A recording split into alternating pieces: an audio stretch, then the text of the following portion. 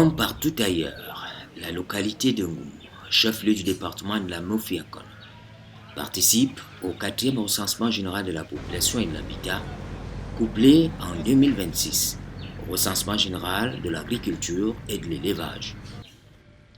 D'après le Fonds des Nations Unies pour la population, c'est une source statistique qui permet de disposer de façon exhaustive des données détaillées jusqu'au niveau géographique le plus fin sur les caractéristiques démographiques, économiques et socioculturelles de la population. Ces données constituent un précieux instrument pour l'élaboration, le suivi et l'évaluation des plans et programmes de développement, tant au niveau national, régional que des collectivités territoriales décentralisées.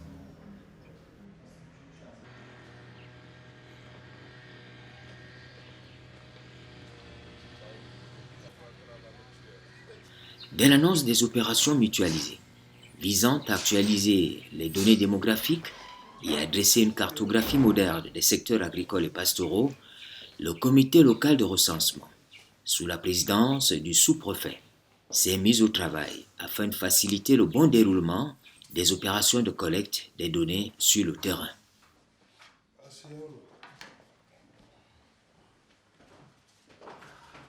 On a tenu plusieurs réunions. D'abord, après le lancement à la préfecture, le comité départemental, moi-même, qui est président de la commission d'arrondissement de Ngoumou, on a appelé les chefs traditionnels, le maire et tout le monde concerné. On a présenté les équipes qu'on avait recrutées et on a bel et bien sensibilisé la population. Aujourd'hui, on pense que le déroulement de cette opération se passe très bien.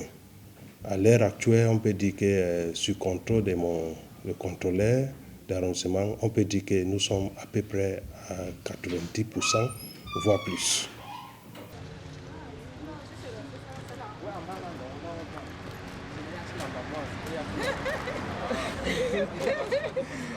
C'est ça.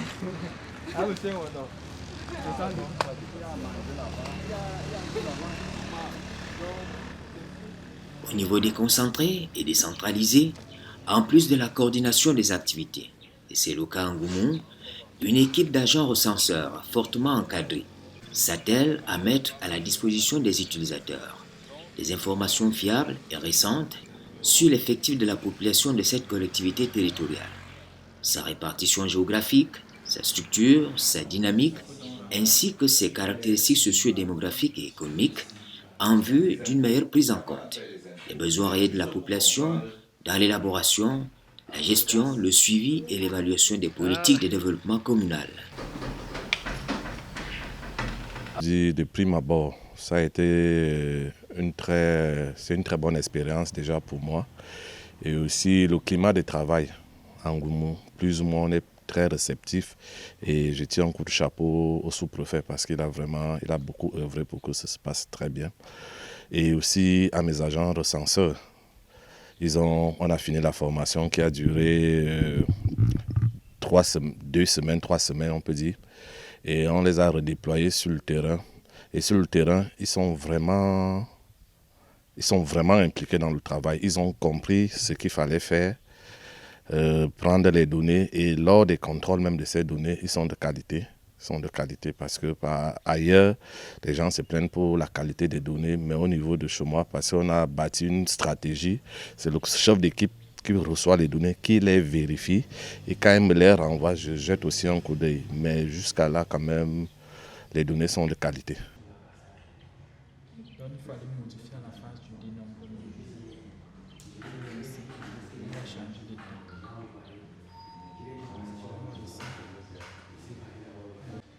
Ici, l'activité sur le terrain associe plusieurs éléments de manière ordonnée et stratégique pour obtenir un résultat positif. Il s'agit de la sensibilisation, de l'information et de l'identification des ménages avant l'administration effective du questionnaire élaboré. Vous avez mentionné que vous êtes un nombre de 6 dans la maison, non? Oui. Je vais donc enregistrer toutes les 6 personnes. Le recensement dans l'arrondissement d'Ongoumou se passe bien dans de bonnes conditions, de façon générale. Donc nous avons été accueillis par les populations et jusqu'à présent on n'a pas enregistré d'incident. On dit que c'est le terrain qui donne la manœuvre, donc ça se passe bien. Juste que dans chaque travail on rencontre toujours des petites difficultés.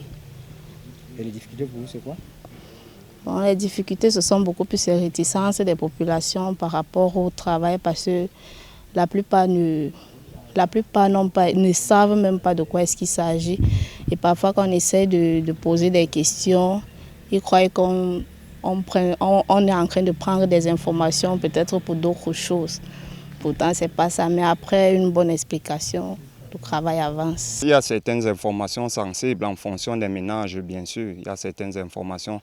Il faudrait noter que chaque information qui est donnée, lorsqu'un agent se présente dans un ménage, il dit clairement au chef de ménage que les informations sont strictement confidentielles et qu'il ne peut faire aucunement l'objet de poursuites pour les informations qu'il va divulguer. Donc dans ce cas-là, le chef de ménage se sent plus en sécurité et il peut coopérer facilement.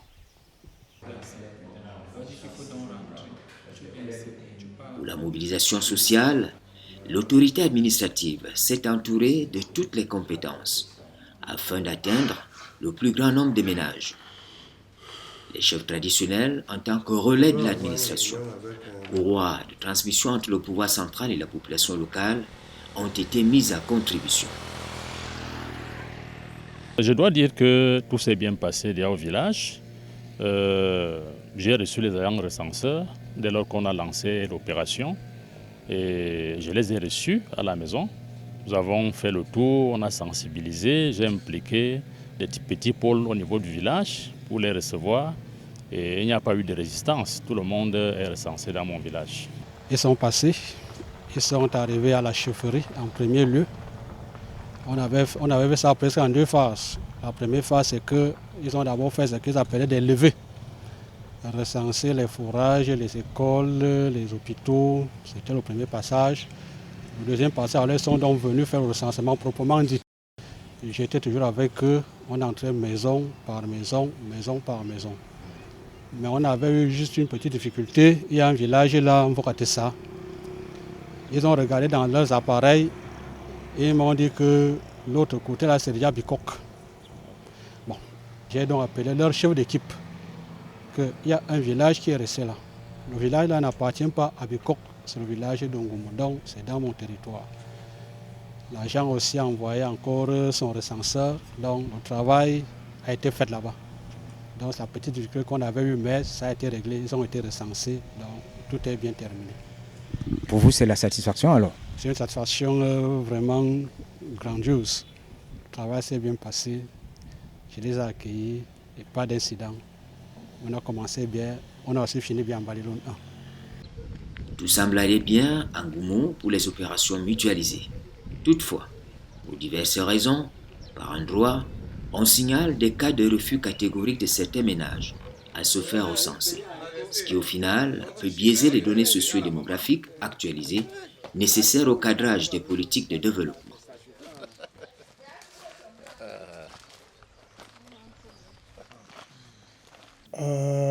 On a signalé quelques-uns, mais j'ai envoyé les chefs de villages concernés d'aller sensibiliser les personnes concernées. Et je pense que depuis ce temps-là, on n'a pas encore trouvé assez de plaintes. Néanmoins, je peux dire qu'ils pensent que c'est pour quelque chose d'autre, peut-être pour collecte d'impôts et autres. Mais vous savez, la population, on va toujours continuer à les sensibiliser pour dire que le recensement général de la population est une opération très importante pour le pays. C'est très important. Le pouvoir public doit connaître combien nous sommes, surtout dans cet arrondissement. Si la population résiste et ne veut pas donner l'information, c'est l'arrondissement qui perd.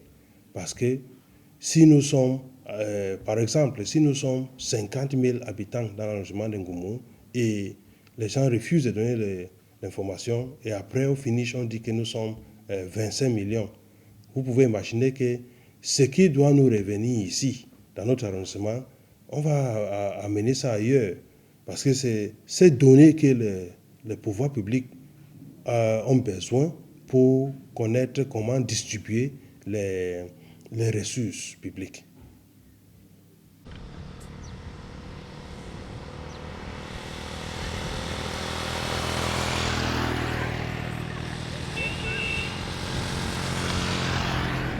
La commune d'Ongoumou jouit d'un dispositif infrastructurel important.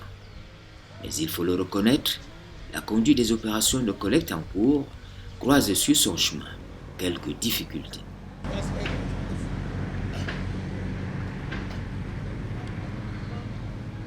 La première difficulté, il y avait l'enclavement des zones. Parce qu'il faut quand même dire, on a fait ce recensement à des zones pluvieuses et il y a la difficulté d'atteindre certaines zones. Donc dès le départ, c'était pour pouvoir arriver à ces zones-là. Et la deuxième aussi, il faut dire, certaines personnes étaient réticentes. Donc il a fallu parfois, il est même allé au niveau de monsieur le sous-préfet, lui il a eu à parler au chef des villages. Et il y a eu des moments où moi-même je suis descendu pour expliquer. Donc il y avait aussi ce problème de refus. Donc, effectivement, il y a eu des réticences. Mais quand on sensibilise, on donne la bonne information, les gens adhèrent et puis tout s'est bien passé. Il y a certains ménages qui n'ont pas, du moins, qui ne voulaient pas se faire recenser parce qu'ils n'ont pas été sensibilisés à temps. Mais néanmoins, une fois que moi-même j'ai fait la descente sur le terrain, nous avons pu donner la bonne information, sensibiliser et cela s'est passé à merveille.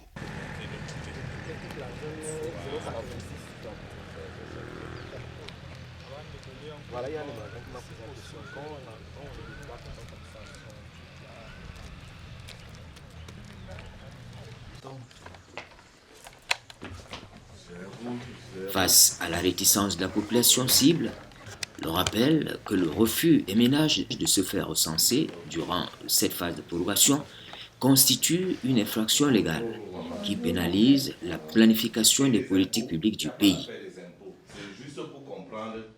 Déjà, on s'excuse de prendre de votre temps. Déjà, comme nos collègues vous ont dit, on est là dans le cadre du recensement de la population, de l'habitat, de l'élevage et de l'agriculture. Il y a des questions qu'on recense tout le monde. Donc, aujourd'hui, on est chez vous. Dans la gestion de cette difficulté, les agents recenseurs ont besoin d'une finesse d'esprit remarquable. Bon, quand on arrive dans un ménage où la personne refuse de vous recevoir, on essaie quand même d'expliquer pourquoi est-ce que nous sommes là et quel est le but de notre travail. Si la personne persiste sur ce dit, on les laisse en paix. C'est aussi simple que ça. Parce qu'il ne faut pas mettre quelqu'un plus en colère. Si les explications que vous donnez ne le suffisent pas, on avance, on va voir ailleurs. On repasse 2 ou 3 fois. Si la personne refuse toujours, on rencontre notre chef d'équipe qui suit la mesure. Donc ce n'est que ça. Sinon, si la personne est catégorique, on laisse tomber, on peut avoir le chef d'équipe qui expose le problème au contrôleur. Sinon, il n'y a pas d'interférence. C'est comme on l'a dit, c'est déclaratif. Si quelqu'un n'est pas d'accord, on le laisse en paix.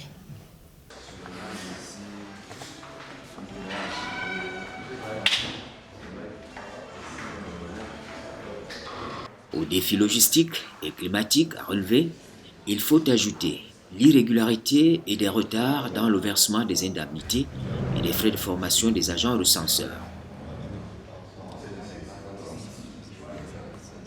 Bon, au début du recensement, nous avons rencontré effectivement ces difficultés financières, mais qui ont été rapidement comblées par les responsables. Le problème a été signalé de notre côté, mais sinon ça va. Tout se passe bien, à l'allure où vont les choses. Le travail avance. le paiement également, mais je tiens à tenir compte que moi particulièrement, je ne fais pas trop ça peut-être pour espérer avoir de l'argent après. Parce que c'est vrai, ça va m'aider, mais ce n'est pas trop ça le but. Le plus important, c'est d'abord déjà de travailler, d'être fier de faire quelque chose pour notre pays et pour notre futur, parce que je suis jeune et j'espère, comme tout jeune de mon âge, trouver un travail dans mon pays et montrer aux gens ce que je sais faire. Maintenant, c'est les données actualisées. D'accord. Il faut que tu puisses me donner pour que moi je puisse envoyer ça au niveau du serveur. Sinon, le travail s'avance. Ça avance, c'est juste. Une comme moi particulièrement, je n'avais pas encore l'âge de faire la CNI. Donc, quand j'ai identifié ma puce, j'ai utilisé normalement la CNI de mon papa. Ce qui fait que quand les premiers paiements sont arrivés, ça a causé problème parce qu'on ne pouvait pas... En fait, le nom que j'avais donné dans le dossier et le nom qui apparaissait sur le numéro Orange Money ne coïncidaient pas. Donc, ça a créé un problème. Mais sinon, après rectification, tout va bien. Au début, c'était pas facile. On a quand même eu des réunions. Je crois bien c'était début mai, le mois de mai.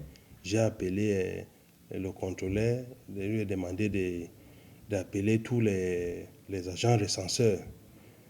Ils se sont réunis ici dans mon bureau. On les a motivés pour qu'ils partent travailler. Je les ai dit que l'État n'oublie pas ses engagements. L'État va les payer. Et gloire à Dieu, ils nous ont compris, ils ont commencé à travailler. Donc je pense que la plupart de ces enfants ont déjà reçu leur argent et ils travaillent effectivement sur le terrain. Les journées de travail des personnels encadrant les agents recenseurs sont bien structurées. Elles portent essentiellement sur la coordination des opérations de collecte.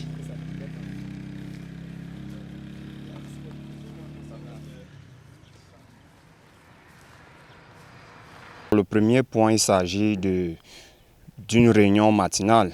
Je regroupe tous mes agents recenseurs. Nous faisons le point sur la journée antérieure et puis nous nous fixons des objectifs pour la journée en elle-même. Et le deuxième point, il est question pour moi de superviser ces agents recenseurs sur le terrain. Donc, pour ceux-là qui rencontrent des difficultés, je les accompagne dans les ZDD, c'est-à-dire les zones de dénombrement. Et le troisième point, il est question de vérifier la qualité des données. La qualité des données que ces agents ramènent, je fais une vérification s'il n'y a pas des omissions, s'il n'y a pas des erreurs. Et le quatrième point, c'est que nous faisons également une réunion d'ensemble. Nous voyons les difficultés, ce que tous les agents recenseurs ont pu rencontrer comme difficultés sur le terrain et nous les rapportons à la hiérarchie. Et le cinquième point, effectivement, c'est de transmettre ces données aux différents, à la hiérarchie, notamment aux contrôleurs. Je supervise de façon technique le travail sur le terrain. En quoi faisant? Je descends sur le terrain, je vois effectivement s'ils sont sur le terrain, les difficultés qu'ils éprouvent et les accompagner aussi parce que parfois ils m'appellent « Oh, monsieur le contrôleur, la zone c'est difficile d'accès, on trouve comment est-ce qu'on peut descendre. Oh, monsieur le contrôleur, ici là les gens sont un peu réticents. » Je descends, j'essaie un peu d'expliquer, de réexpliquer parce qu'ils ont fait la première fois. Je réexplique comment l'importance de se faire recenser. Et je vois aussi la manière des difficultés qu'ils éprouvent sur le terrain. Donc je contrôle et je supervise. Effectivement, est-ce que ce qu'on s'est dit de façon théorique, est-ce que c'est ça qu'ils appliquent aussi sur le terrain? Non, c'est un peu... Et je collecte les données. Je collecte les données comment? Parce que les données vont de l'agent recenseur au chef d'équipe. Et je prends les données au niveau des chefs d'équipe par Bluetooth et je les envoie au niveau du serveur. Zangla, ça finit avec G à la fin, non? Oui.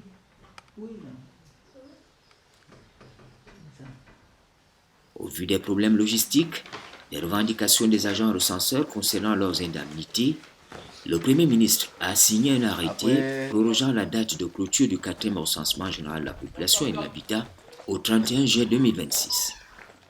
Une décision qui permet aux équipes d'animation du recensement général de la population, de l'habitat, de l'agriculture et de l'élevage de procéder au ratissage et de pouvoir corriger ce qui peut encore l'être.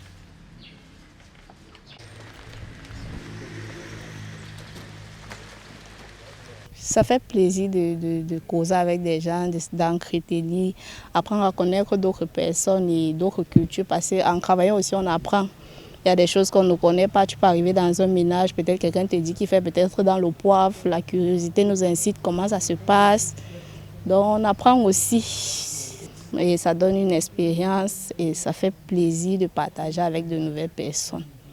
Partager aussi les connaissances que nous avons et en recevoir. C'est pas que je vais me jeter des fleurs, ça je remercie encore le Seigneur parce qu'il m'a donné des... C'est comme si on avait sélectionné mes agents recenseurs parce qu'ils ont compris le travail et la dynamique aussi. Le 31 juillet pour nous c'est très loin. Moi je pense que en somme, nous sommes ce qu'on appelle au ratissage. Justement, ceux qui n'étaient pas là, ceux qui avaient refusé et ceux qui avaient voyagé.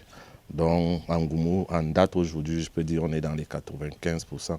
Aujourd'hui, nous sommes en train de faire le ratissage par rapport aux gens qui n'avaient pas été recensés dès la première fois. Donc, pour moi, cette semaine, on devrait en principe boucler avec ce travail au niveau de Goumou.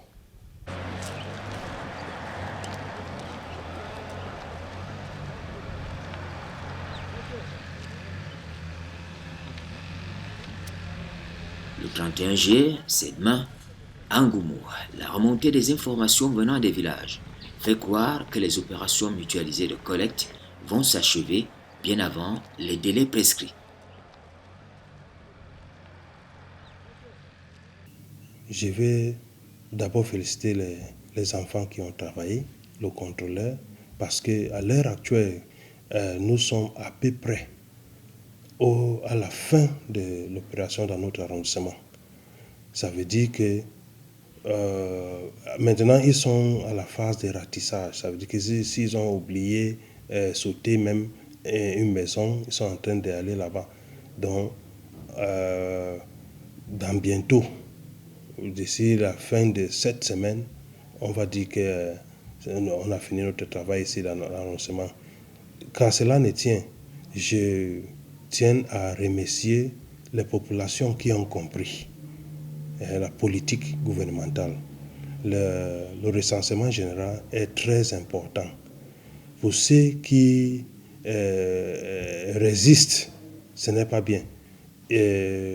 On doit connaître combien nous sommes dans notre arrondissement, à chaque arrondissement, combien nous sommes dans ce pays. Parce que tantôt on nous dit que le Cameroun compte 20 millions, tantôt 25 millions, tantôt 30 millions. Donc exactement, on doit connaître combien nous sommes pour bien distribuer les ressources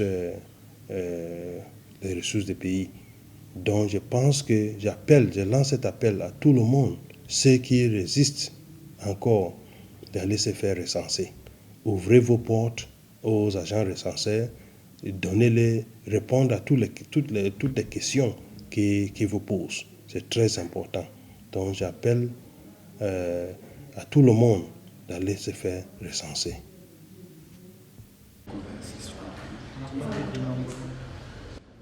Comme dans d'autres localités du pays, à Ngoumou, la grande opération statistique en cours va permettre de disposer des données sur la population, les logements, les infrastructures économiques et sociales.